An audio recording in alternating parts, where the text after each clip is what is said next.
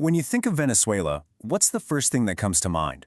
Probably crisis, right? Economic collapse, political chaos, and yeah, all that is real. But focusing only on that means we're missing the bigger picture, the real story. Because from a geopolitical view, Venezuela isn't just a tale of what went wrong. It's a story of structure, of power, and why it will always be strategically important. So what's really going on here? Why does this one country matter so much on the world stage? I mean, what makes it this constant point of focus for the big global powers? Let's get into it.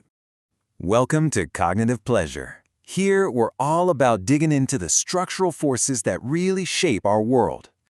Okay, so the answer boils down to a really simple but powerful formula. Venezuela's importance rests on three key pillars: where it is, what it has, and what it represents. And we're going to break down each one of those right now. All right, first up, geography. You have to start with the map.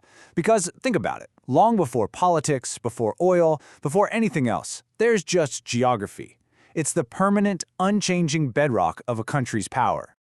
Just look at where Venezuela is. It's got this prime real estate right at the northern tip of South America. That gives it a huge coastline on the Caribbean Sea. It's super close to the United States, it has direct access to the big Atlantic shipping lanes, and, this is huge, it's right next door to the Panama Canal, one of the most critical choke points for global trade. That location is just incredible. And here's the key takeaway. Its spot on the map made Venezuela strategically important for centuries. We're talking long before anyone even knew what to do with oil. This isn't some new thing. It is a permanent, structural fact. Okay, let's move on to pillar number 2, oil.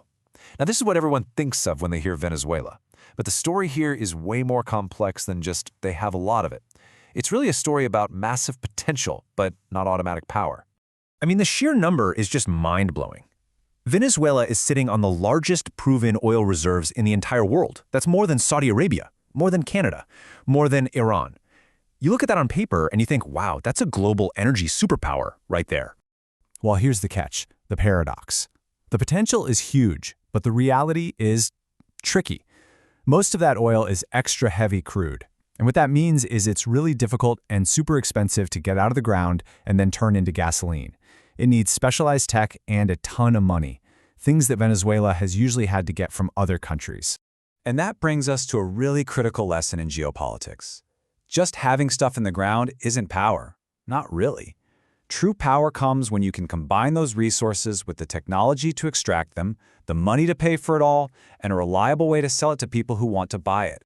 And all this, naturally, brings the United States into the picture. Their relationship wasn't always this hostile. For decades, it was basically a partnership of convenience, all built around energy security. But, as you'll see, that close connection eventually turned into a major strategic headache. You can see how the whole thing played out over time. Back in the 70s, 80s, 90s, Venezuela was the steady, reliable oil supplier right in the U.S.'s neighborhood. In fact, U.S. refineries along the Gulf Coast were literally built specifically to handle Venezuela's heavy crude. The two economies were deeply linked. But then, as the politics got messy, what once looked like a smart economic partnership started to feel like a serious security risk for the U.S. And that's when sanctions come into play. Now, it's easy to think of sanctions as just, punishment. But in the world of geopolitics, they're a tool, a very deliberate tool of power. The goal isn't just to inflict pain, it's to change behavior, to weaken your opponent, and to completely shake up who is allied with whom. So what did the sanctions actually do? Well, they kicked off a kind of chain reaction. First, they cut Venezuela off from Western money and technology. But in doing that, the U.S. and its allies also lost their own economic influence. This created a power vacuum. And one thing you learn about geopolitics is that vacuums don't last. Other players, in this case China, Russia, and Iran, saw an opening and moved right in. This brings us to our third and final pillar, and it's a bit more abstract. Venezuela's importance isn't just about its location or its oil. It's also about what it represents, the symbol it has become on the world stage. So, if you're a rival of the United States, what do you see when you look at Venezuela? Well, you see a few things. You see a direct challenge to American influence, right in its own backyard. You see a model for resource nationalism, this idea that a country's oil and minerals belong to the state, not foreign companies. And you see a perfect opportunity to build new alliances, ones that don't include the U.S. or its traditional partners. So you have to ask, why are China, Russia, and Iran so involved with Venezuela?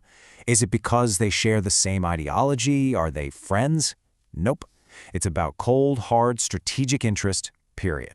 Let's just break it down. For China, it's mostly about the money, securing energy for the long haul and making sure they get paid back on their massive loans. For Russia, it's almost pure geopolitics. It's a chance to get a strategic toehold right in the U.S. sphere of influence. And for Iran, it's about creating an alliance of the sanctioned, a club of countries working together to get around U.S. pressure. This is a masterclass in how great powers operate. It's all about interest, not feeling. And of course, what happens in Venezuela doesn't stay in Venezuela. The internal situation there sends out these massive ripples that affect the entire region and even the rest of the world. We're talking about three major structural impacts here. First, there's the migration crisis. Millions of people have left, putting a huge strain on neighbors like Colombia and Brazil. Second, you've got regional instability. It creates all sorts of security problems for Latin America. And third, when you take one of the world's biggest oil producers partly off the market, that's going to cause some serious swings in global energy prices. So the main thing to remember is that Venezuela isn't some isolated problem. It's actually a key piece on the chessboard in the bigger strategic game being played between the US, China, and Russia. And all of this brings us to the final takeaway, a simple, enduring equation that explains why Venezuela is always going to matter regardless of who's in charge. It really all comes back to that formula we started with. You take its permanent geography, you add its massive energy reserves, and you plus its symbolic role in this new multipolar world. You put those three things together, and you get a country that is geopolitically critical.